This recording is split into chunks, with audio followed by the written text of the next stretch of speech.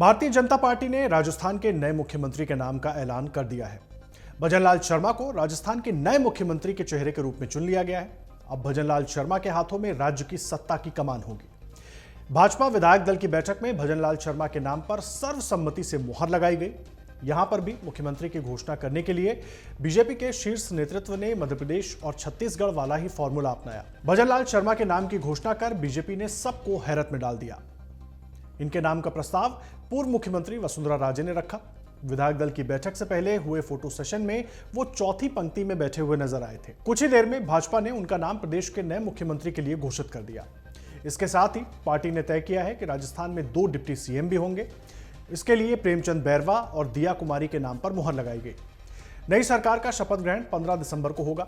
अजमेर उत्तर से विधायक वासुदेव देवनानी राजस्थान विधानसभा के अगले अध्यक्ष होंगे। भाजपा ने इन नामों के साथ पूरे राजस्थान में जातीय समीकरण को साधने की कोशिश की है। तो आइए हम आपको बताते हैं कौन है भजनलाल शर्मा और कितने वोटों से उन्होंने जीत दर्ज की है। भजनलाल शर्मा सांगानेर सीट से चुनाव जीतकर पहली बार विधायक बने हैं। उन्होंने कांग्रेस के पुष्पेंद्र भारद्वाज को 48,081 वोटों से शिकस्त दी थी। भजनलाल शर्मा सामान्य वर्ग से हैं, संघ की पृष्ठभूमि से आते हैं। लंबे समय से वो संघ से जुड़े हुए हैं। साथ ही पार्टी में भी उनकी अच्छी पकड़ है। भजनलाल शर्मा की उम्र 55 साल है। भजनलाल शर्मा ने मास्टर्स डिग्री तक की पढ़ाई की है। उन्होंने शुरुआती पढ़ाई के बाद राजस्थान यूनिवर्सिटी जयपुर से राजनीतिक विज्ञान में मास्टर्स की डिग्री हासिल की। शर्मा मूल रूप से भरतपुर के रहने वाले हैं, लेकिन पार्टी ने उन्हें जयपुर जिले की सांगानेर विधानसभा सीट से पहली बार टिकट दिया था, जहां से जीत दर्ज कर वो विधायक बने हैं। भजनलाल शर्मा 10 साल से भाजपा प्रदेश महामंत्री हैं। इससे पहले शर्मा मंडल अध्यक्ष भी रह चुके हैं। 2003 में भरतपुर की नबई सीट से निर्दलीय चुनाव लड़ चुके हैं, लेकिन 6000 वोट से हार का सामना करना पड़ा था। 2018 में भजनलाल शर्मा ने भाजपा से टिकट मांगा था, लेकिन पार्टी ने उनकी मांग को दरकिनार कर दिया था। जानकारी के मुताबिक राजस्थान भाजपा के नेताओं का भी मानना है कि भजनलाल शर्मा को चुनाव लड़ाने से पहले ही प्रधानमंत्री नरेंद्र मोदी ने उन्हें मुख्यमंत्री बनाने का निर्णय कर लिया था, क्योंकि सांगानेर की जिस विधानसभा सीट से उन्हें चुनाव लड़वाया गया वो पारंपरिक तौर पर भाजपा की सीट रही है और वहां से उसके विधायक लगातार जीतते रहे हैं। भजनलाल शर्मा को एक बेहद सुरक्षित सीट से चुनावी मैदान में उतारना एक सोची समझी रणनीति का नतीजा माना जा रहा है। राजस्थान में लगभग 18% ब्राह्मण आबादी भी भजनलाल शर्मा के चुनाव का प्रमुख आधार बनी है। देखिए, भजनलाल शर्मा 4 बार संगठन के मंत्री रह चुके हैं। वो राज्य में पार्टी को नई ऊंचाइयों तक पहुंचाने में बड़ी भूमिका भी अदा कर चुके हैं और संभव है कि केंद्र सरकार ने उन्हें उनके इसी काम का इनाम दिया है। संगठन के एक व्यक्ति को राज्य चलाने की जिम्मेदारी देकर भाजपा ने यह भी साफ कर दिया है कि वो राजस्थान और पड़ोसी राज्यों में संगठन की भूमिका को बढ़ाना चाहती है और संगठन के लोगों को सरकार के साथ जोड़कर रखना चाहती है, ताकि कुछ लोग सरकार में हो, कुछ लोग संगठन में हो और मिलीजुली व्यवस्था हो, ताकि एक्सपीरियंस लोगों की संख्या ज्यादा बढ़ पाए जो पार्टी को और आगे लेकर जा सके। राजस्थान में ब्राह्मणों की आबादी लगभग 18% मानी जाती है। वो यहाँ के प्रभावशाली वर्ग में गिने जाते हैं और यही कारण है कि भजनलाल शर्मा के रूप में एक मजबूत चेहरे को मौका देकर पार्टी ने इस मजबूत वोट बैंक को मजबूती के साथ अपने साथ जोड़ने का काम किया है।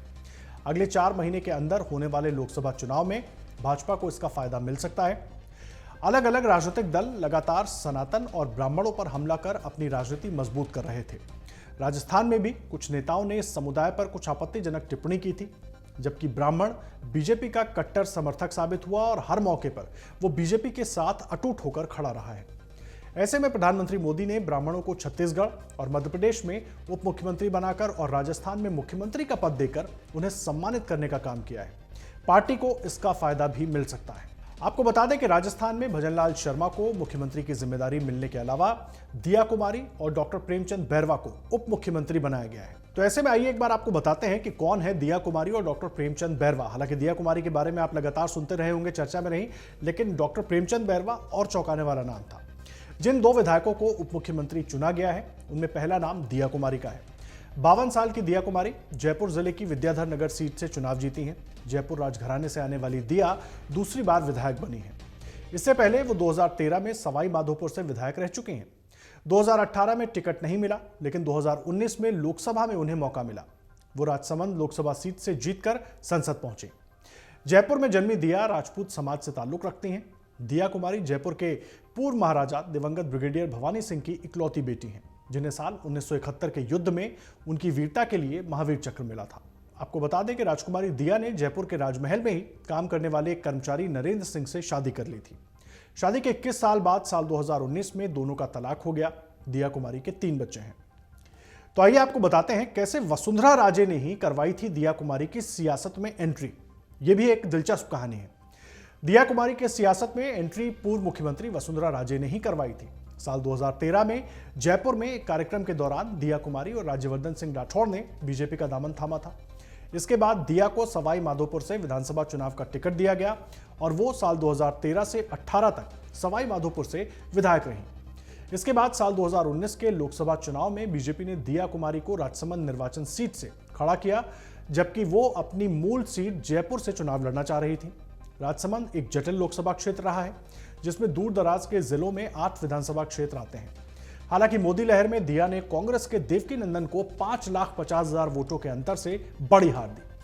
बहरहाल दिया कुमारी राष्ट्रीय राजनीति में बने रहना चाहती थी, लेकिन पार्टी ने उन्हें फिर से विधानसभा चुनाव में उतार दिया और उन्होंने भारी मतों से जीत दर्ज की। वहीं दूसरे उप मुख्यमंत्री के रूप में प्रेमचंद बैरवा का नाम सामने आया। 54 साल के बैरवा दूदू सीट से चुनाव जीतकर दूसरी बार विधायक बने हैं। बैरवा दलित समुदाय से आते हैं। राज्य में दलितों की आबादी 18% है। वहीं विधानसभा स्पीकर के तौर पर वासुदेव देवनानी का नाम तय किया गया है। देवनानी अजमेर उत्तर सीट से विधायक चुने गए हैं। 5 बार के विधायक वासुदेव देवनानी अजमेर के रहने वाले हैं। देवनानी का संबंध सिंधी समाज से है। अजमेर शहर सिंधी बहुल है और वासुदेव देवनानी राज्य के एकमात्र सिंधी विधायक हैं। राजस्थान में सिंधी आबादी बिखरी हुई है। अनुमान के अनुसार पूरे राजस्थान में 9 लाख सिंधी आबादी रहती है। राजस्थान की कुल सिंधी आबादी का 60% से अधिक हिस्सा अजमेर, भीलवाड़ा, जयपुर, जोधपुर, कोटा और उदयपुर इन तमाम शहरों में फैला हुआ है। गौरतलब है कि राजस्थान में करणपुर विधानसभा सीट को छोड़कर बाकी सभी 199 सीटों पर 25 नवंबर को चुनाव कराए गए थे और इसके नतीजे 3 दिसंबर को आए थे। राजस्थान विधानसभा चुनाव के सियासी घमासान में कांग्रेस को पछाड़कर बीजेपी ने 115 सीटें जीती थी। वहीं कांग्रेस को 69 सीटें ही मिल सकी। इसके अलावा 15 सीटें अन्य के खाते में गई। अगर आप ये वीडियो YouTube पर देख रहे हैं तो हमारे चैनल को सब्सक्राइब करें और बेल आइकन को दबाना ना भूलें। अगर आप Facebook पर ये वीडियो देख रहे हैं तो हमारे पेज को लाइक करें।